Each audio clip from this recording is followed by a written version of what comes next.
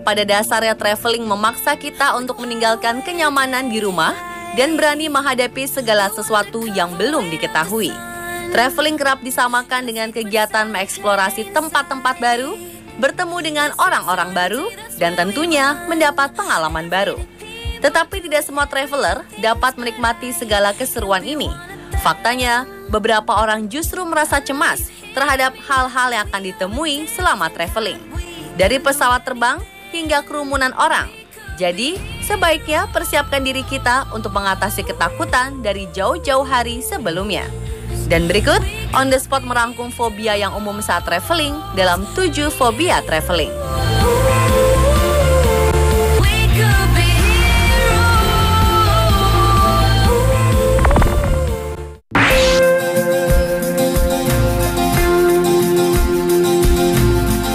Pertama adalah thalassofobia atau fobia laut.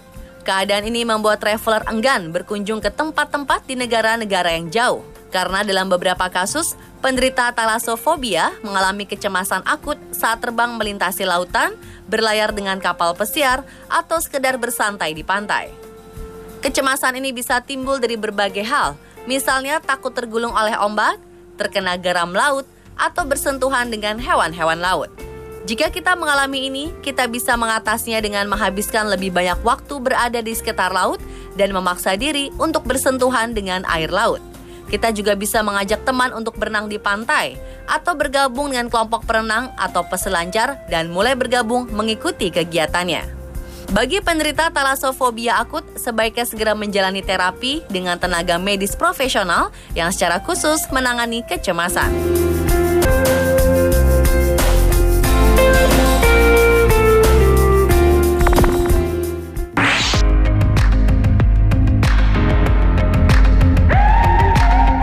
Adalah aerofobia alias takut terbang. Beberapa kegiatan traveling biasanya memiliki tujuan ke tempat atau negara lain yang jaraknya cukup jauh yang hanya bisa ditempuh dengan naik pesawat. Lalu bagaimana bisa traveling jika kita memiliki ketakutan terbang dengan pesawat?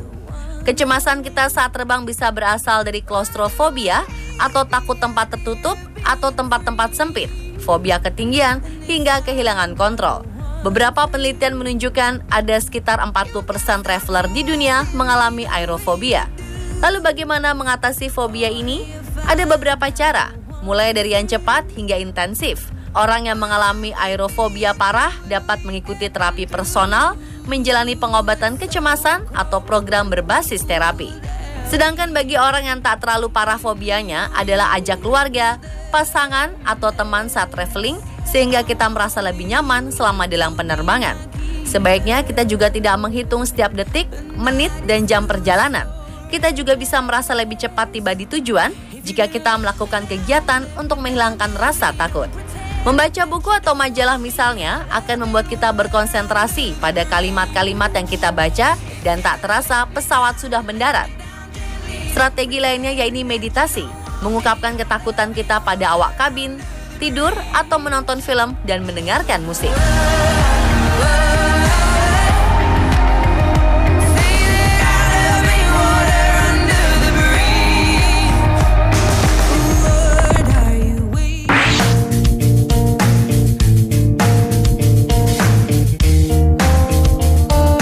Takut berjabat tangan, takut memencet tombol, menghindari kontak fisik dengan siapapun. Begitulah beberapa kelakuan penderita misofobia atau yang mempunyai ketakutan berlebihan terkena kuman. Penderita misofobia akan gemetar, jantung berdebar-debar, berkeringat, atau bahkan menangis ketika dirinya merasa terkena kotoran atau kuman bakteri. Tentu saja hal ini akan sangat merepotkan jika traveling dengan fobia ini. Kita akan kesulitan beradaptasi dengan tempat menginap dan fasilitas lain di tempat tujuan. Bayangkan jika kita sering meminta petugas hotel untuk mengganti spray atau tidak ingin berbagi tempat duduk di tempat umum. Ketakutan yang tidak sehat mengenai kontaminasi bakteri atau kuman ini disebut dengan misofobia. Misofobia seringkali berkaitan dengan gangguan mental, obsesif, kompulsif, atau OCD. Salah satu gejala paling umum dari misofobia adalah sering mencuci tangan.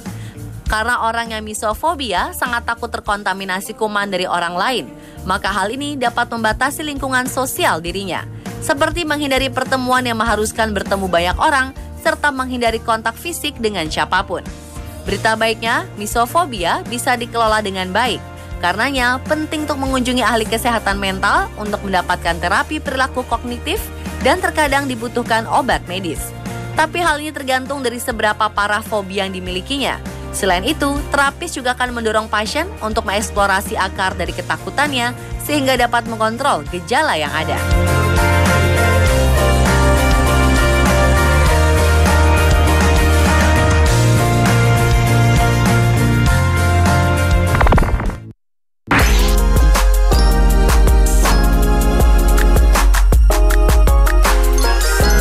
Ada perjalanan wisata yang membuat kita harus bertemu dan berinteraksi dengan hewan-hewan. Misalnya ke kebun binatang, menyaksikan kehidupan liar di taman nasional, atau melihat aneka hewan laut. Bagi traveler yang menderita zoofobia atau fobia hewan, momen bertemu hewan menjadi saat-saat terberat dalam perjalanan. Terutama di destinasi terpencil seperti taman nasional. Di sini, hewan-hewan lokal besar maupun kecil bisa muncul sewaktu-waktu tanpa peringatan.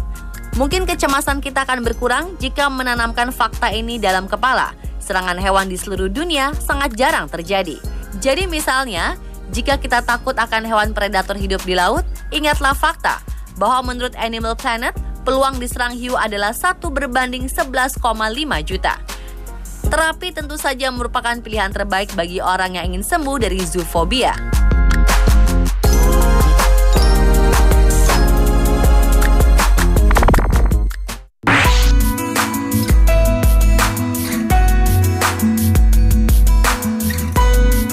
Saat traveling ke destinasi wisata populer, tentu saja kita tak bisa menghindari antrian panjang atau kerumunan orang, terutama saat high season atau waktu liburan seperti libur lebaran atau akhir tahun.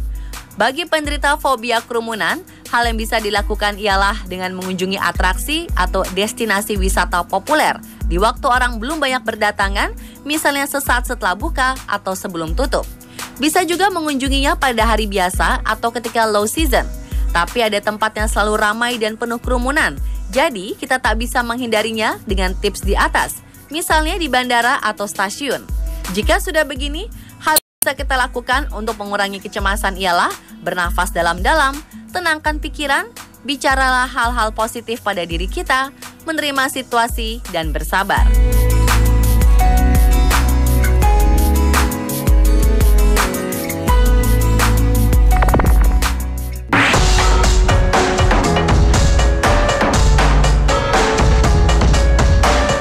Nomofobia. Fobia yang satu ini relatif baru dan berkaitan dengan tren. Nomofobia adalah fobia yang muncul ketika kita tidak bisa mengakses kontak yang terdapat di ponsel, baik karena ponselnya hilang, habis baterai, atau kehilangan jangkauan sinyal. Seseorang mungkin tidak bisa lepas sehari saja dari ponsel karena kebutuhan informasi dan komunikasi. Tetapi rasa takut berlebihan jika kehilangan atau berada jauh dari ponsel, kondisi tersebut merupakan gejala nomofobia. Pengidap nomofobia tidak akan bisa berlibur ke tempat-tempat terpencil yang tidak memiliki sinyal telepon atau internet. Wisata di gunung, pelosok desa, atau tempat relaksasi yang melarang membawa ponsel tentunya tidak akan jadi pilihan bagi nomofobia. Untuk mengatasinya, kita bisa menjauhkan handphone dari jangkauan hingga mencoba menikmati pemandangan dan suasana baru di tempat tujuan traveling. Selain itu, kita juga bisa memasang password handphone yang panjang dan sulit.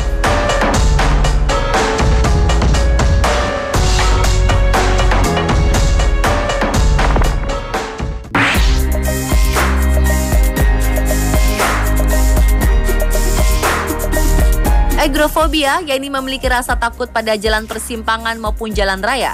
Dengan fobia semacam ini, akan sulit mencari kenyamanan hidup di kota. Fobia ini mencakup beberapa jenis, yaitu takut akan lebar jalan atau pinggir jalan, dan takut untuk menyeberang jalan. Bagi traveler mengidap agrofobia, menyeberang jalan raya di Tokyo atau New York pasti menjadi hal paling menakutkan. Untuk mengatasinya, pastikan kita meminta bantuan orang lain untuk menemani kita menyeberang jalan. Jika kita traveling dengan pengidap agrofobia, kita harus benar-benar memperhatikannya saat menyeberang jalan raya. Tenangkan dan pegang tangannya saat menyeberang jalan akan sangat membantu.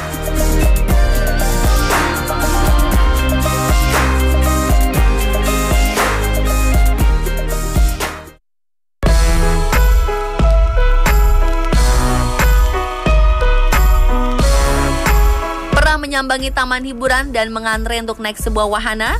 Bagi seorang makrofobia, hal seperti ini bisa jadi sangat menakutkan.